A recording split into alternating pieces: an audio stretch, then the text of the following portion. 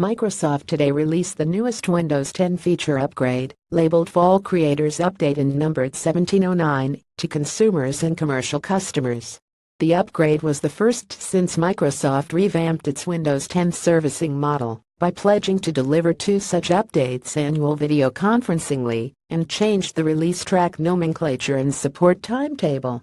As Microsoft pointed out, some practices have changed in its Windows 10 SaaS service concept. What's in a name? Today's upgrade carries the label Semi-Annual Channel, a change in nomenclature from Microsoft's previous current branch, the release track offered almost exclusively to consumers. To match the naming convention it created for Office 365, Microsoft dropped its Windows 10 release titles Current Branch and Current Branch for Business, and swapped in Semi-Annual Channel for both. Windows 10 1709 is the first feature upgrade to get the Semi-Annual Channel name tag. Jump on it. Enterprise. The naming differences are insignificant compared to the advice Microsoft gave enterprises about deployment previously. It told corporate customers to steer clear of Current Branch. Instead, they were to wait for Microsoft to give a green light, usually awarded about 4 months after the launch of Current Branch, indicating the upgrade had been sufficiently tested, mostly by consumers, and now warranted widespread rollouts by it. That green light also marked a change in labels, as the upgrade was promoted to the Current Branch for Business channel. Now, Microsoft recommends that all enterprises jump on each semi-annual channel release immediately, at least for a subset of workers. As soon as that release date happens, begin deploying the feature upgrade to a percentage of your organization, Michael Nijhuis, Director of Product Marketing for Windows, said in a briefing at the company's Ignite conference 3 weeks ago. You want to start right away, so you can build up trust, build up confidence in the release itself.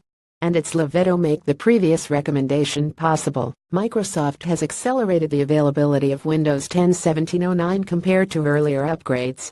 Windows 10 version 1709 will be available on the 17th on all relevant distribution channels. The Volume Licensing Service Center VLSE, Windows Update for Business, Windows Server Update Services WSUS, and Visual Studio subscriptions, Nijhuis wrote in a post to a company blog yesterday.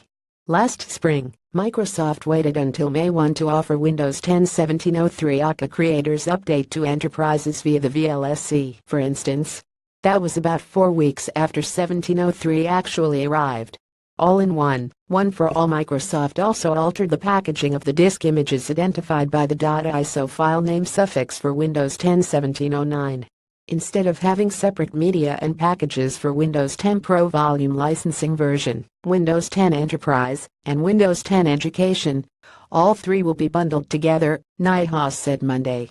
Included in the .iso will be a single Windows image WIM file that contains all the volume licensing images. Nijhuis didn't explain the rationale behind the combined version disk image, but it was probably due to a relatively new feature in Windows 10, called Subscription Activation, that debuted in this year's 1703 upgrade.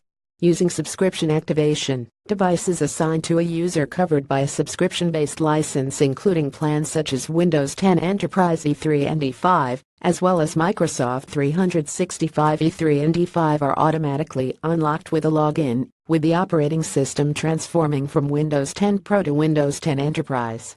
To do so requires that the underlying image include features of every Windows 10 SKU stock selling unit. The license simply unlocks the appropriate set of features. Also perhaps in play, Microsoft added an operating system change path from Windows 10 Enterprise to Windows 10 Education using an activation product key with 1709.